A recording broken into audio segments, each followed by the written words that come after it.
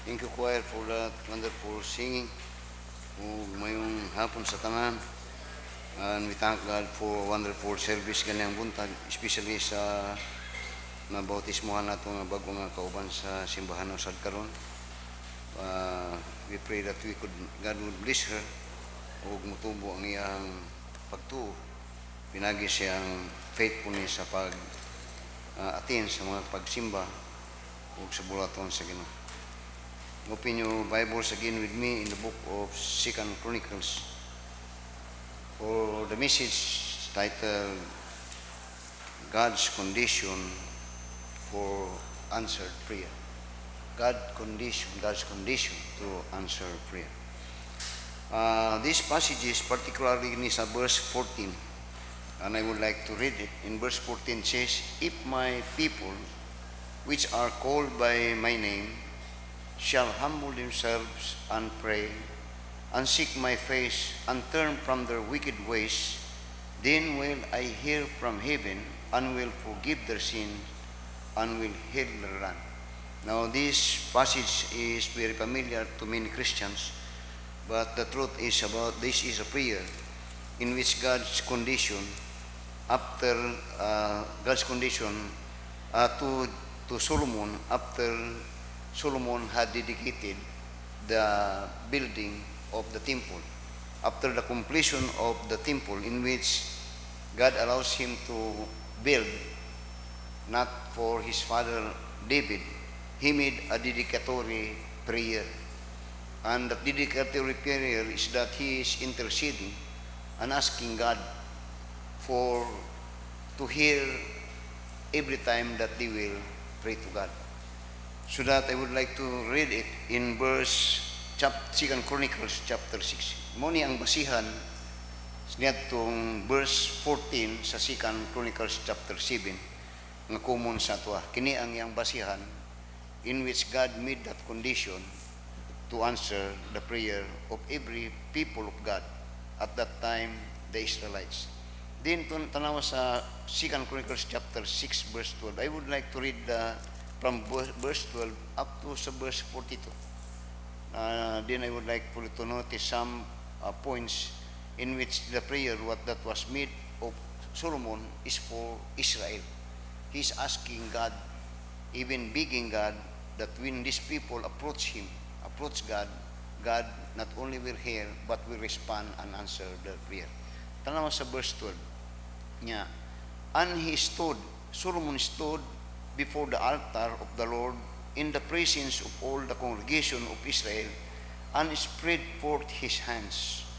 Then, for Solomon had made a brazen scaffold of 5 cubits long, and 5 cubits broad, and 3 cubits high, and had set it in the midst of the court, and upon it he stood, and kneeled down upon his knees before all the congregation of Israel, and spread forth his hands toward heaven.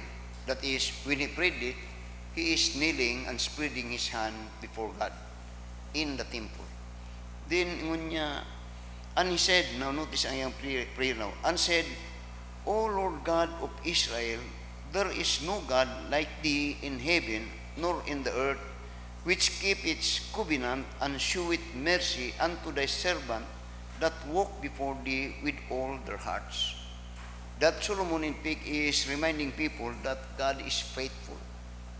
That indeed God is faithful. Tanawa, gunitin niyo na kay tanawa sa 1 King chapter 8. Tanawa sa 1 Kings chapter 8 verse 56. Gunitin niyo ang siyang kay mabalik ta. Ako lang gusto tanawon ninyo ang basihan sa gisulti ni Solomon of God's faithfulness. I hope you will find and you have experienced that God is faithful in your life. Kay kawang ning kung na Diyos din, it mean to say that you have experienced God's goodness, faithfulness. Man maayo gyud ang Ginoo sa ato. Then tanawa sayang ko niya sa 1 Kings chapter 8 verse 56. Ngunya, "Blessed be the Lord that hath given rest unto his people, Israel kang Solomon gyapon ni, according to all that he promised, there hath not failed one word of all his good promise, which he promised by the hand of Moses his servant. Kunya, the God's faithfulness that hath not one word failed. Every word that he said become reality. All is true. So karon din siyang pagampo, iyatong gi-inbook sa verse 13, sa verse 14 niya, 2 Chronicles chapter 6 verse 14 niya, and said, O Lord God of Israel, there is no God like thee in the heaven nor in the earth, which keepest covenant and sheweth mercy unto thy servant that walk before thee with all their hearts. Thou which had kept with thy servant David my father that which thou hast promised him, and speakest with thy mouth, and hast fulfilled it with thine hand, as it is this day. Nga iyang ginapahinumduman ang mga katawhan, ang his prayer, nga gituman jud ang sa Ginoo ang iyang mga saad niya, particularly karon. Because this time, the temple in which was the dream of David was now built completely after 7 years of building in the hands of Solomon, in which God said sa Solomon ang mo build. Karon natuman jud, nahuman na jud, and that time that temple worth 300, I read niya, 300 billion dollars ang nakabasukan ang worth because of those furnaces of gold and silver and everything nga temple. So he speak, and it at is this day. Dinungon niya sa verse 16.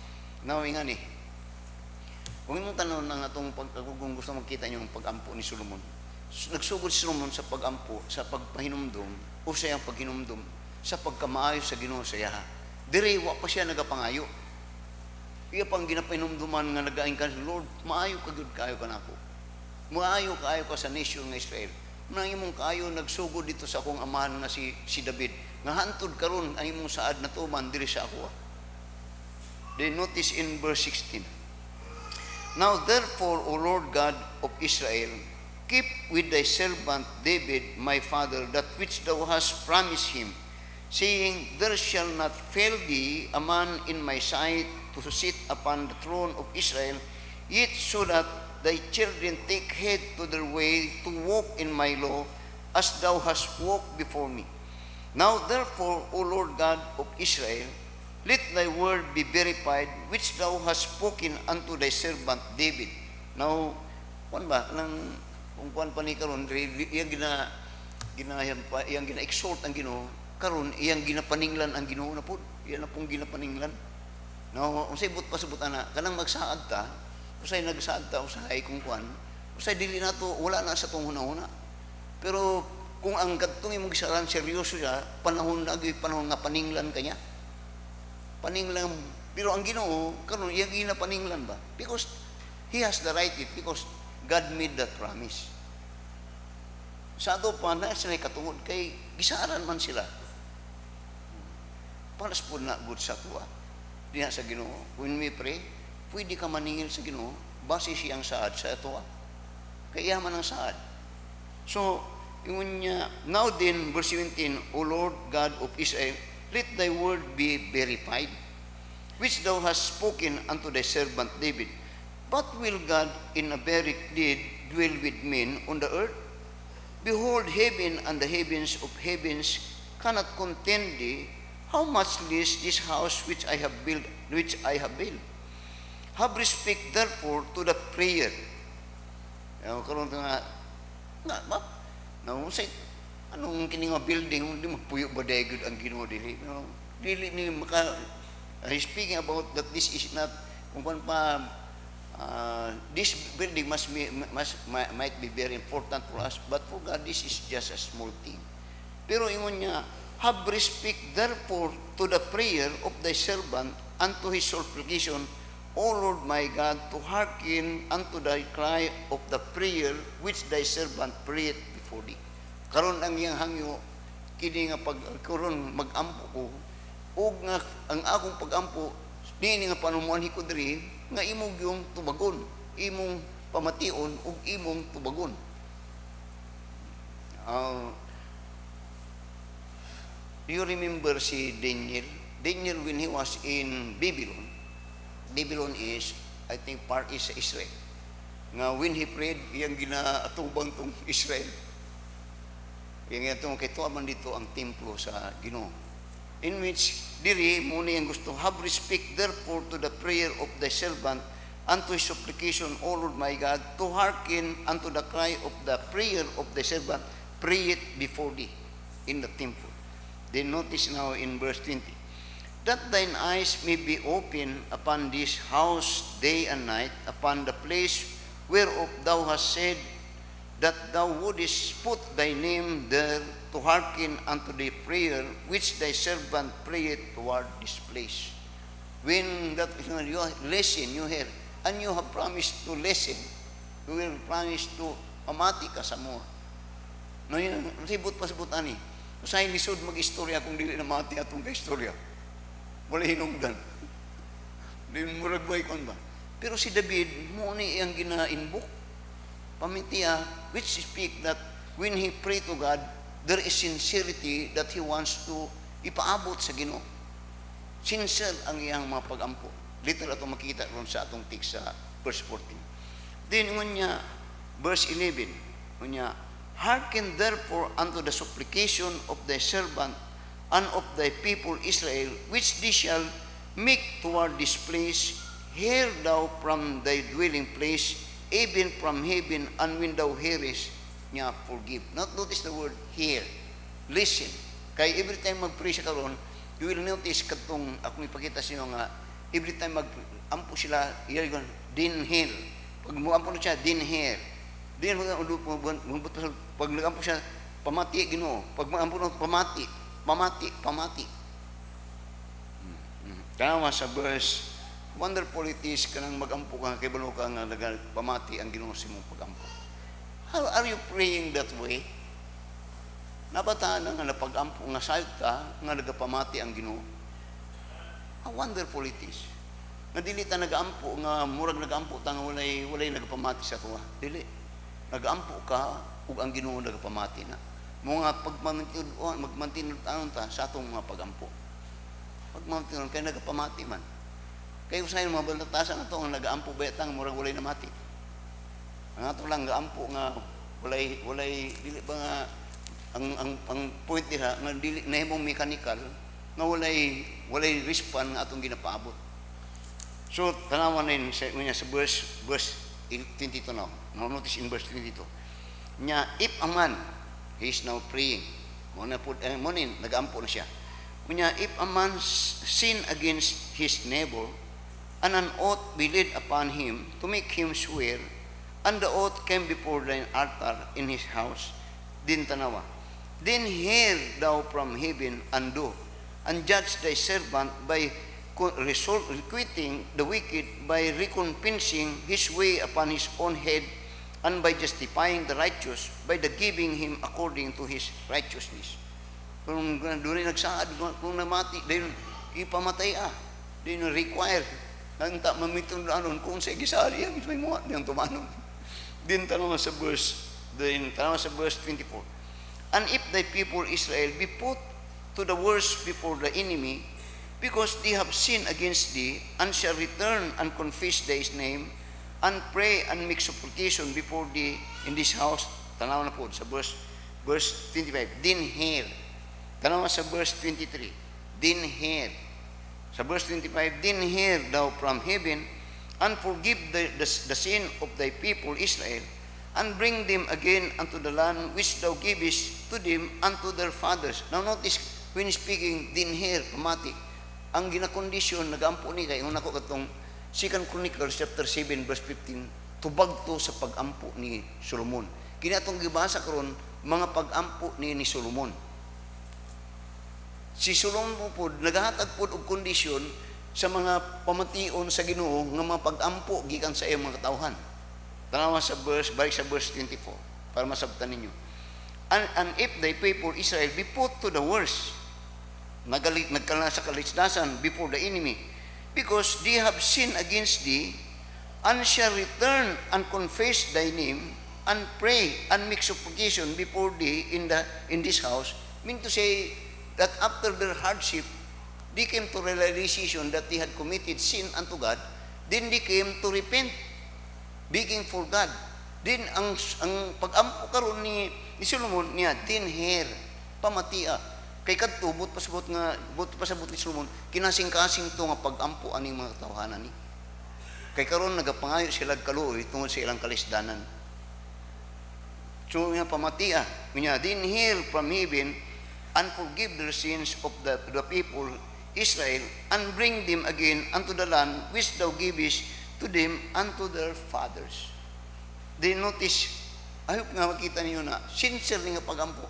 Pero yung ginatag condition, ang ginobay nga pamatia kay kung mudor sila magtinud-an sila pagampo, pamatia yun. But pasabot tagbua ang ilang mga pagampo tubaga. Kung magampo ta, now prayer is asking. Therefore when he said here and give them their answer, mean to say answer their prayer, give them what they ask. Mo ni but pasabot. Then notice in verse 26, ayok nga makita nyo na kay usahay mo ampo ba ita sa Ginoo nga wala ba yan eh. Nga wala ta Lord nasipyat ko pa sa ilo. Ana ba? Mali gyud ko na pa sa ilo gyud ko Ginoo. Then sa verse 26, now sa verse 26.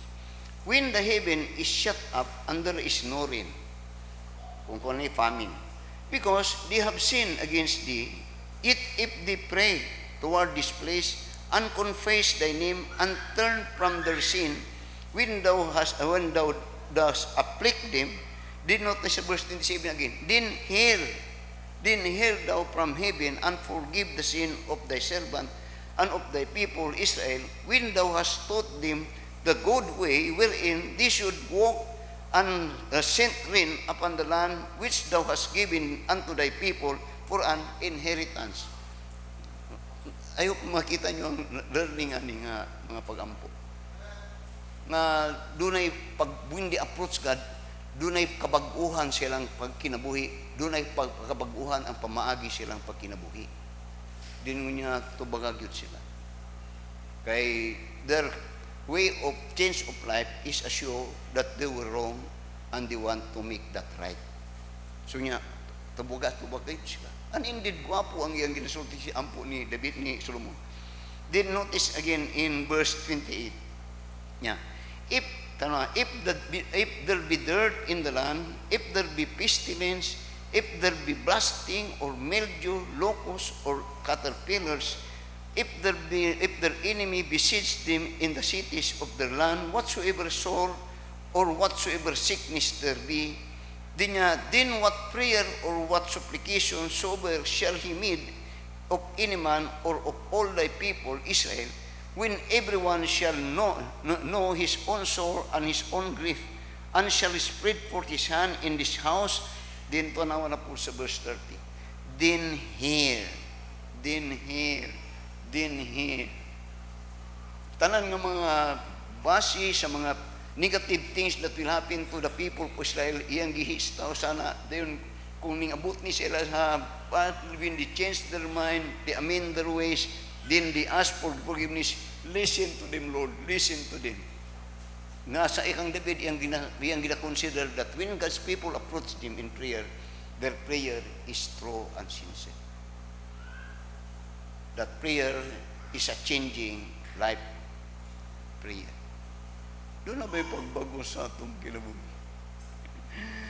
Then, verse 9, then hear thou from heaven thy dwelling place, and forgive, and render unto every man according unto all his ways, whose heart thou knowest, for thou only knowest the heart of the children of men, that they may fear thee to walk in thy ways, so long as they live in the land which thou givest our fathers.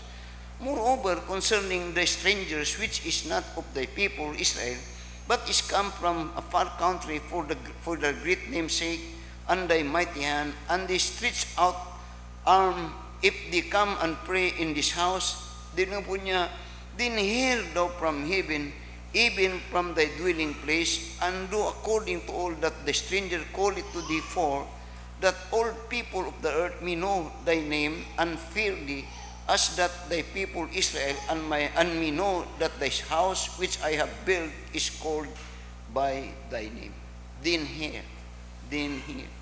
in verse 34, if thy people go out to war against their enemies by the way that thou shalt send them, and they pray unto thee toward the city which thou hast chosen, and the house which I have built for thy name, then hear thou from heaven their prayer and their supplication, and maintain their cause. Kung makig-ira sila, din mag-ampo sila, Lord, tabangin mi nga mudaog mi sa among gira, or Lord, buhat silang mabutang mga parasang, then they came to us for help. Pamatiya sila. Then verse 30, then hear thou from heaven their prayers. Then verse 36, if they sin against thee, for there is no man which sinneth not, and thou be angry with them, and deliver them over before their enemies, and they carry them away captives into the land far away or near.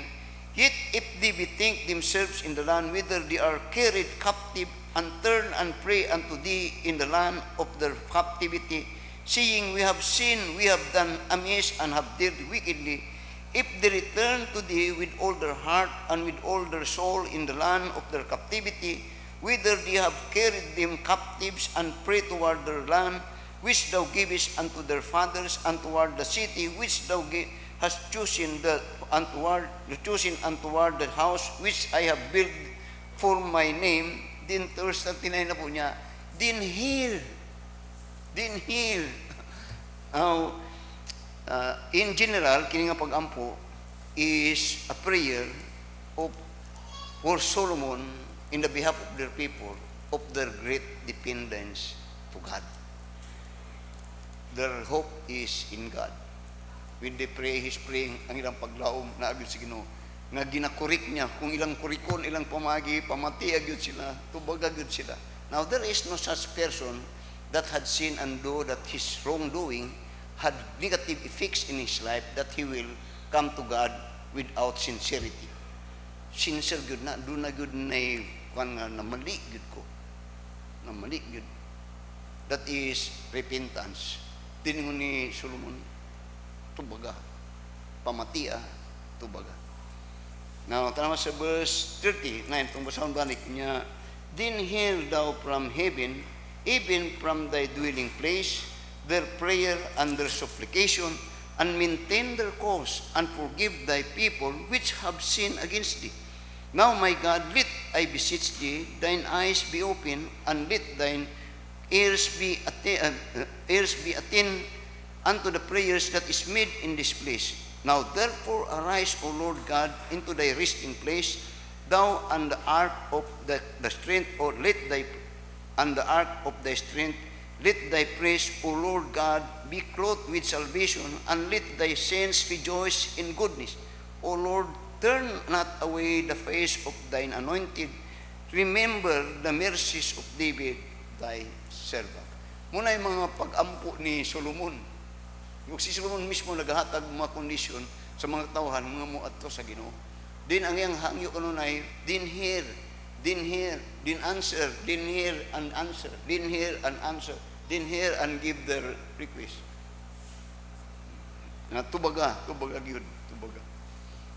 Now, notice in verse 7, as we approach now dito sa atong text, kanawa the answer of that prayer, the acceptance of God. Then in verse 1 up to verse 3, 2 Chronicles chapter 7. Now when Solomon had made an end of praying, the fire came down from heaven and consumed the burnt offering and the sacrifices, and the glory of the Lord filled the house. That prayer is pleasing to God. Don't you know that your prayer is a sweet savor in the noses, or sweet savor rin sa Ginoo? Kabalo ba mo nga ang atong pag-ampo murag sinog ba nga litson nga gisimot sa Ginoo, muna sweet savor. You pray when you pray with this kind of prayer in which Solomon is praying for God, kana nga prayer, humot kayo na sa Ginoo. You will find that in the book of Revelation. That the prayer of the saints is a sweet savor to God. It means that it is well pleasing sa Ginoo. So, din ngunya verse 2, and the priest could not enter in the house of the Lord because the glory of the Lord had filled the Lord's house. And then all the children of Israel saw how the fire came down and the glory of God upon the house. They bowed themselves with their faces to the ground upon the pavement and worship and praised the Lord, saying, for he is good, for his mercy endureth forever. Then, ito pang yung kanon, did notice in verse 8 sa chapter 7, para makita mo, this is the foundation of verse 14. Ito atong ipambasa mo, ito yung foundation din sa verse 14 nga itong padulungan. Ngunit sa verse 8, sa mga chapter yapon, also, at the same time, Solomon kept the feast 7 days. That was part of the dedication and thanksgiving after the temple was completed. 7 days, and all Israel with him, a very great congregation from the entering in of Hamath unto the river of Egypt.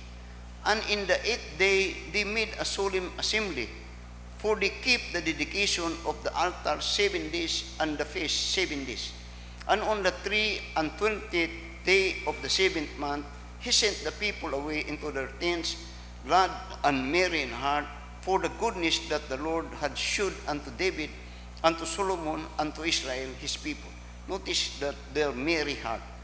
Then Solomon finished the house of the Lord and the king's house, and all that came into Solomon's heart to make the house of the Lord and his own house, he prosperously affected. So, the dream of David was now complete, particularly the temple. Now, bilhin mo si David in his lifetime, from the time that he started fighting, conquering nation, tanan nga iyang bahin sa gira, iyan ang gitigong tanan, ginito niya.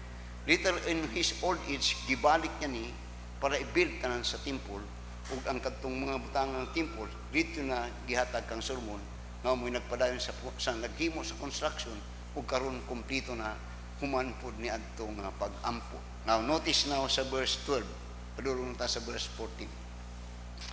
And the Lord appeared to Solomon by night. Now, this was the second time that God appeared to Solomon. The first time that God appeared to Solomon is that, hoy, Solomon, unsay gusto nimong pangayon sa kuha? Muna iyang gisulti. Katong first time na nag-appear siya. Ngun Solomon, give me wisdom and understanding. Then ngun sa Ginoo, kay wisdom and understanding mo, padatuon yun tagag maayo. Mga ayaw mo mga ito sa Ginoo nga, Lord, padato ako, kay di ka padatuon sa Ginoo, pangayog wisdom. Pangayog wisdom. This is now the second time that God appeared to him niya. And the Lord appeared to Solomon by night, and said unto him, I have heard thy prayer, and have chosen this place to myself for an house of sacrifice. Now, by the way, para lang po ninyo mahibuan, kining temple na gihimo ni Solomon, the place where Solomon built the temple, is the place where Abraham supposedly had offered Isaac. This is Mount Moriah. Kining Mount Moriah ganang buntag nga dito giadto ni Abraham para i-offer si Solomon, kasi Isaac, mooning dapita nga gitukuran sa temple. Pero after of the rebellion of Israel, kadto nga templo na crash out to. Ang nabilin lang ato nga temple is the Wailing Wall. The Wailing Wall nga mo na karon ilang ginaampuan Wailing Wall to lang. Pero actually beside that, ang napuli dito sa temple ng Solomon is the Dome of the Rock, which temple is the temple of the Muslim. Sakit nga pamation. Ngano to? Tungod kay katong di na lang siguro po na ako ni sulti, pero katong temple later on nahimong way pulos tong temple. Kaya ang mga tao nga gasulod na itong nga temple, nagasulod sa temple, pero ang kasing-kasing wala na sintro niya sa Ginoo. Way hinang nahimong way hinungdan to nga temple. Mo to gipaguba to sa Ginoo. Ug ang nabilin katong Wailing Wall sa mga Israel. Beside that is the Dome of the Rock, which is katong sa Muslim, and that was very bad. God allowed him to remain. Moto ang Ginoo sa 2 Chronicles, even his temple he destroyed. His temple is no use because the one that enter in are people that had no place for God. So the temple is no place in. So, pero sa panahon ni Solomon, mo ni sila.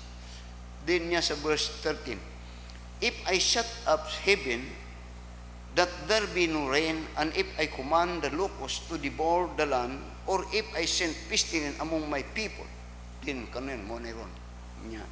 If my people,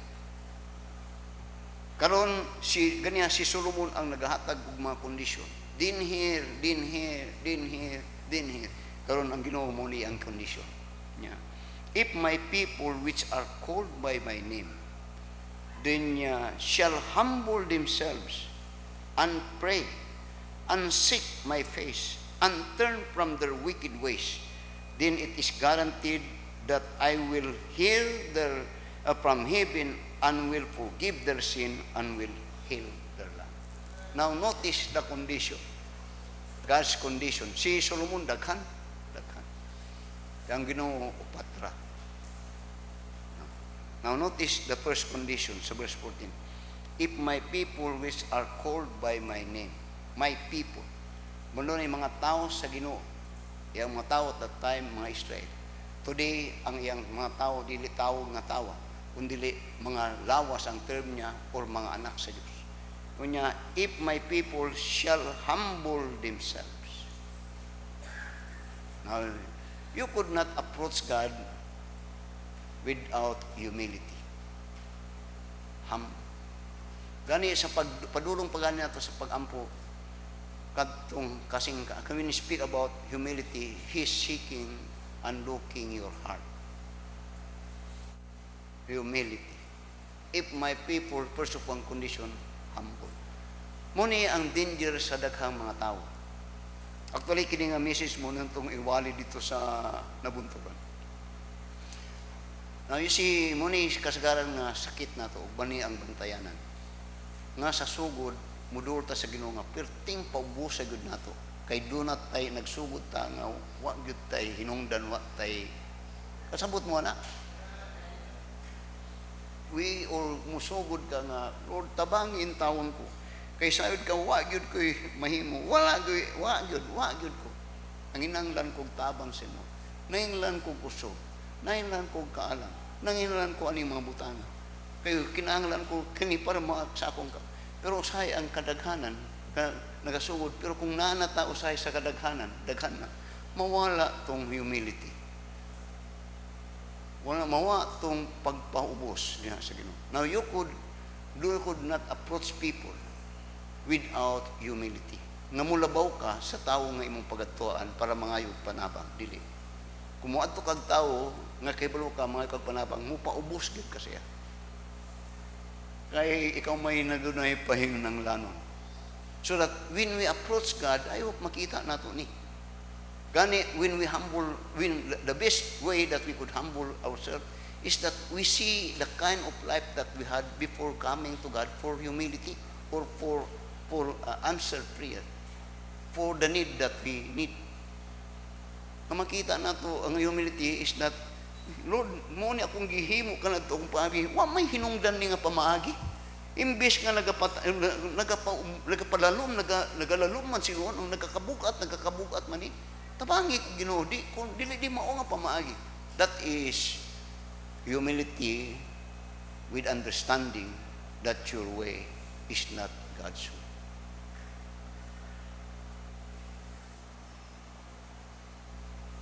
Humility. Mo ba na nga nagam? Now, kita tanan ko. Now, ang gwapo gani, ang pinakamaayo, kanunay doon ako madumgan ni kanan to. Nga ang pinakamaayo nga mudol sa Ginoo, katong bisag katong kusog nagpamunga nga daghan nagbunga nga muyuko pag nagmayo. Kay but pa undanon na siya. Nagayuko. Kung kanunay gayuko, ang Ginoo, giyang gihapon ang iyang gisaligan. Condition sa Ginoo. Daghang ampo siya. Ako to, amo to akong gibasa sa 1 Chronicles chapter 6. ang mga panghangyo pamatiya. Ingon sa Ginoo, ako na pamatian imong pag-ampo. Pero karon kung anhi ang mga tao imong katawhan nga diin imong giampo para sa kuha, ang unang tan-aw nako ang inya humble themselves.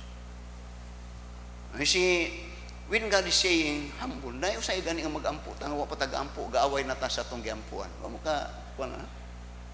Usay wa pa gani nag-ampo pa gani ta ato nang ginadalisan ng atong ginaampo. Na di ba nga na mo na to hantod karon?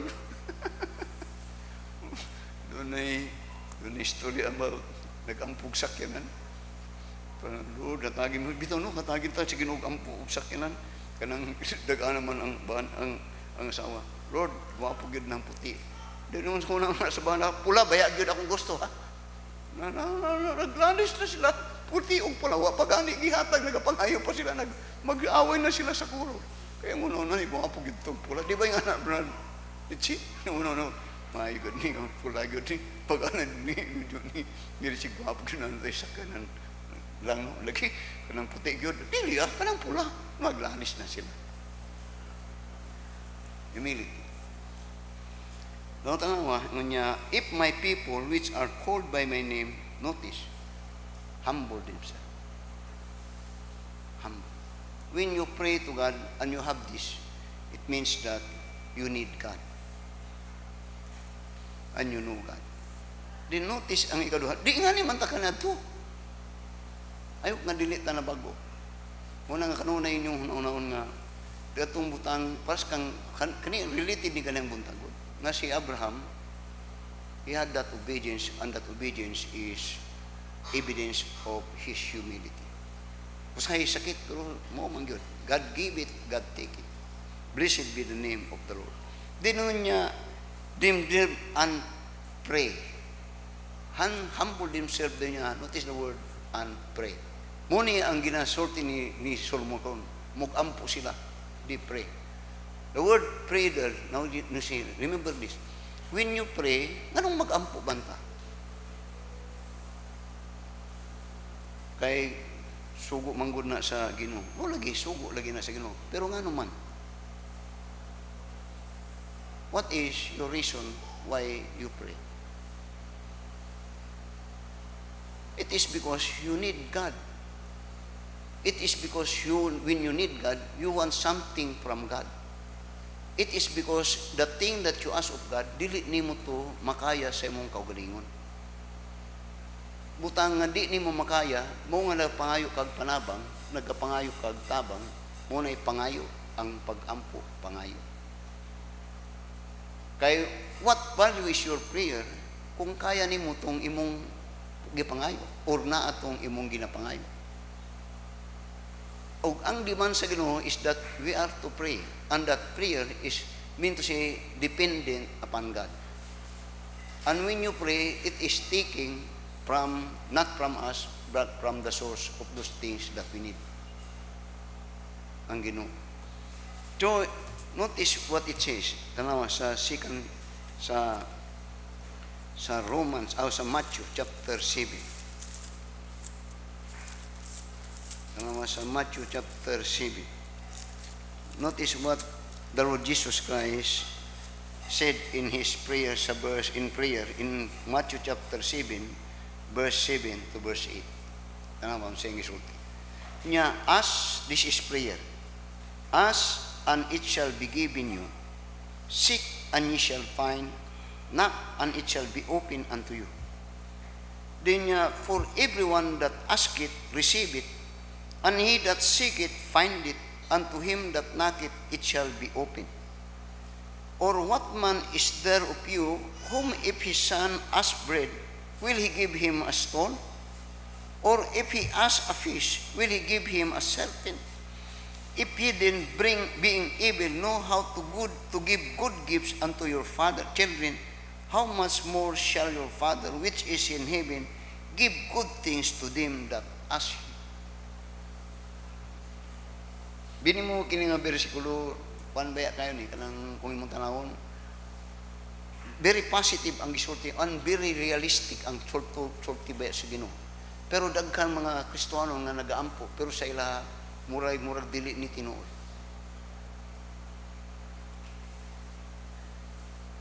doon ay always wanting and desiring and wanting and wanting and wanting. As if walay sulod ang ilahang mga sulanan diha sa dihang nag-ampo sila sa Ginoo. Tanawa sa Luke chapter 11. Ngabot pa sabot, contrary sa tudlo sa Ginoo, ang realidad niya na nga mga kinabuhi. Contrary. Sa ato pa, dili nahi angay sa tudlo sa Ginoo, ang kinabuhi, na atong gikinabuhi, kung dili, ito natuman ang pagsulti sa pulong sa Ginoo sa ato. Reason, you reason with me. Now, tama, sa Luke chapter 11. Luke chapter 11.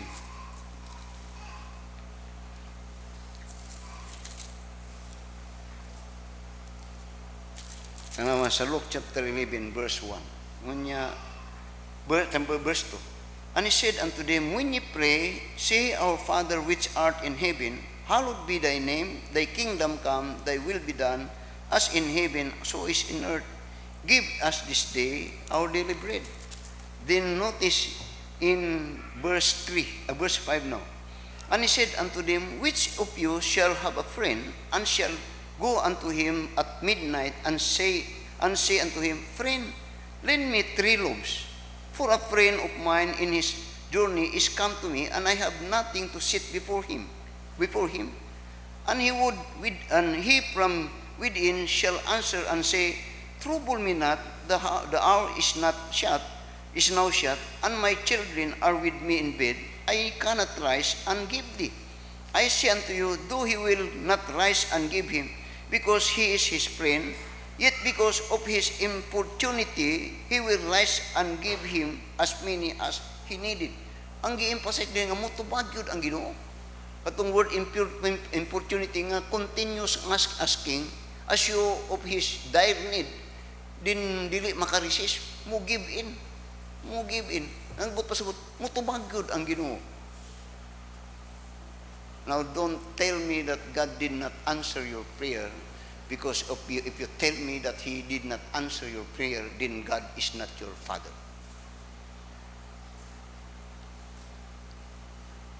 Don't you dare say that. Don't you say nga naluyan ako ani nga pag-ampo. Kay way tubag-tubag. Then check your salvation. Because a parent could not resist even sa kadautan ng anak if he is importune of his prayer. Verse 9, nga magtuon yun ta. And don't you tell me that you keep on complaining that God is walay nahitabo sa imo. Because if God, nga imong Ginoo, then maybe you check yourself, because God maybe is not your Father. Then verse 9, and I say unto thee, ask and it shall be given, seek and ye shall find, knock and it shall be opened. For every man that asketh receiveth, and he that seeketh findeth, and to him that knocketh it shall be opened. Luke chapter 18, encouragement for prayer. Tanawa sa chapter 18. Now, what we are in this church is because of prayer. And what I am even at this time is because of my prayer. Ganiha, padulong ko diri. Tungod kay nakatulog ko, gipuko ko aniyan yung akong buotang asawa. Nagdali-dali kong ilis. Padulong ko diri. Nakalimot ko sa akong devotion. Ning balik ko, nagluhod na po ko sa Ginoo. Never did that I stand here, that I never kneel before God. Never did. Kanunay guna. Gani kung na ako'y lakaw nga murag, convicted ko nga murag nanginanglan ko sa Ginoo, magluhod ko. Kasagaran, maabtan pa ko ni Ilsa nga nagayaw-yaw siya. Nga, dugay kayo ko dyan. Kita ko niya nga galuhod ko. Luke chapter 18. Tanawa sa verse 1 up to verse 8. Luke chapter 18. And he spake a parable unto them to this end, that men ought always to pray and not to faint. Seeing there was in a city a judge, which feared not God, neither regarded man. And there was a widow in that city, and she came unto him, saying, Avenge me of mine adversary. And he would not for a while, but afterward he said within himself, Though I fear not God, nor regard man, yet because of this widow troubleth me, I will avenge her, lest by her continual coming she weary me. Now, ingani, kung nag-aampo ta, tanawan yung ginaampo sa Ginoo. Kaya sa mo ampo ra ba mo, wala good to, di ba good to ampo, kay wa mo ga-desire nga tubagon sa Ginoo. Dili sincero ba? Kini ang ginaiskutan di sincero nga pag-ampo. Katong ampo nga mugunit ug mukuha gyud murag bakho. Mukuha gyud. Kining abugo daw niya, ako bangis mo tawo amang ko'y kaluoy, pero kining bayahanan ni natandog ko kasi balik-balik. Samot. Samot. Murag yana ba? Tama. Verse 5. Yet because this widow troubleth me, I will avenge her, lest by her continual coming she weary me. Then when and the Lord said, Hear what the unjust judge said. And shall not God avenge his own elect, which cry day and night unto him? True, he bear long with him. I tell you that he will avenge him speedily. 2 Chronicles chapter 7. Solomon made a prayer in supplication for Israel and even for himself. Then hear and answered their prayer. Then hear and answered their prayer. Then hear and forgive them. Then hear and answer their prayer. Then hear. Then yung nagino, namati ko, nadungog na ko. Karon maupod ni ang akong gustong i-condition sila. Upat lang. When they come to me, they must humble themselves. Then they will pray. Then notice, and the next word, and seek my face. And seek my face. No man had seen God. But the seeking there is the important one. Seek, it is a desire. A desire to see the goodness of God. A desire to be near with God. And seek my face. And God promised that everyone that seek Him will find Him. Kagrabe na nga truth. Everyone that seek Him will find Him. That is being realized that God indeed is a person, that you could approach Him. Muto yung niya sa Matthew 6 verse 30 niya, but seek ye first the kingdom of God and His righteousness, and all these things shall be added unto you. And seek my face. Now, when you are seeking, doon ay parable that a woman, when he lost katong iyang needle, iyang lihinluan tong pangitaon niya katong nawalag kon iya gudto, that is seeking. A seeking that will not refuse him, not unless he find what he is seeking. And seek my face. Nakita na ka sa Ginoo, Pastor? Kanunay kong ma-amaze, kanang nagalingkod ko niya sa akong opisina. Mutanaw ko sa cloud sa kung kanindot ni mga butangan. Have you have that desire to seek God? Then, notice this. Then lastly, verse 14. If my people which are called by my name shall humble themselves, number 1, and pray, number 2, and seek my face, then lastly, and turn from their wicked ways. Evil thoughts are wicked ways. Mga evil thoughts. And even evil speaking. Evil thoughts proceed evil doing.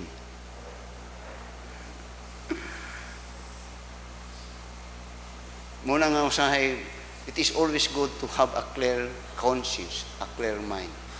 That when we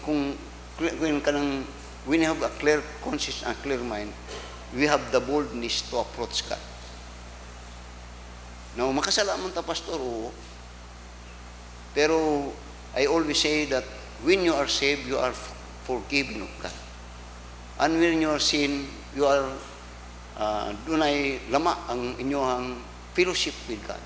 But that could be check up and could be ma-retain when we ask God for forgiveness. So that many times natin magkuhan nga, Lord, na ako yung mga sala nga nahimo diha sa imo. Siguro, akong pagtanaw di sila, kung imo nagtanaw nga sala, doon ay karbo ng turok di, pasaylo ako. Notice, and turn from their evil ways. That evil ways is the last word, in which that is the one hatred from God.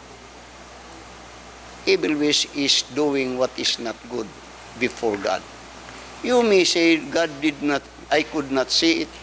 You may say that no one knows it. But when you approach God, God is looking into our hearts.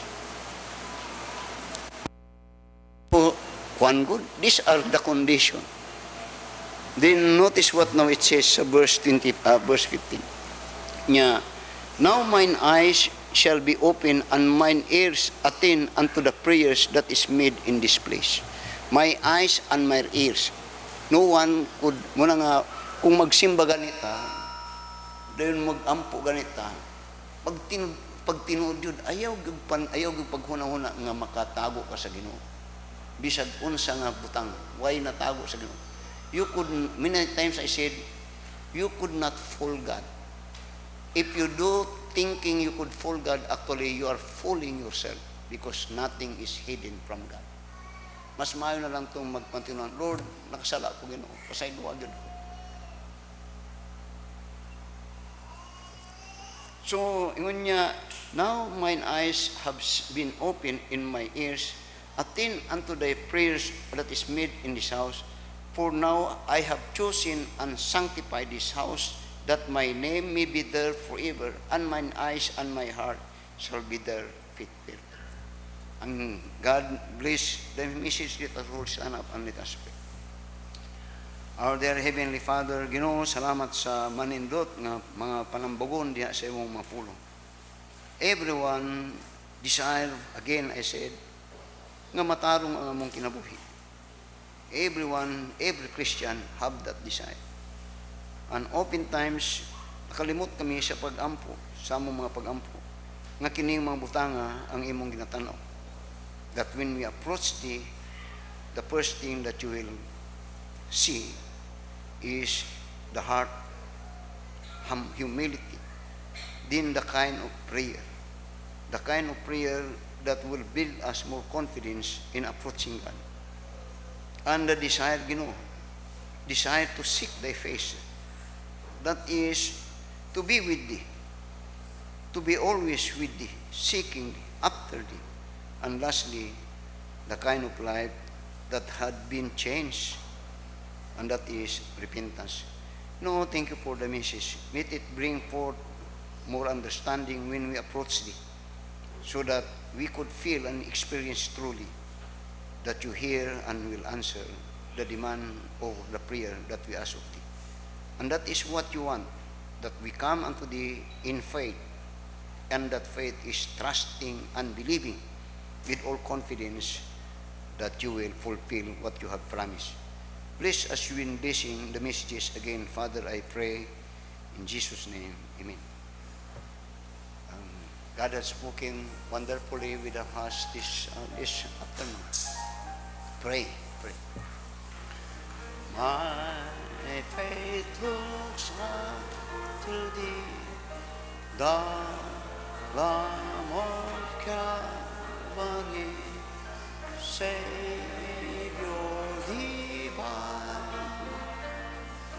Now hear me while I pray. Take all my guilt away. Oh, let me from this day be wholly thine. May thy rich grace impart strength to my fainting heart. My seal inspire, as thou hast died for me. Oh, may my love to thee, pure, warm, and chainless be a living fire. Why love's dust makes I dread, and griefs around me spread. Be thou my God, be darkness turned to day, while sorrow steals away. No, let me ever stray from thee, outside. When is life transient dream, when this cold soul stream shall o'er me roll, bless they build them in love, fear on this trust remove. Oh, bear me safe son. Kaya daghang salamat. Paspas kayo ang panahon, August na pod. And don't forget that after sa to ang Thanksgiving sa morning, Lord Supper na to sa kahapon. Prepare your heart for that wonderful time para sa tong Lord Supper. Please bow our hearts for prayer. Most gracious and loving Father, Lord, we return back unto Thee all the honor and glory. Daghang mga butang usahay nga among tanawon sa mong kaugalingon. Nga kami doon na maulaw usahay na kanay mong Ginoo.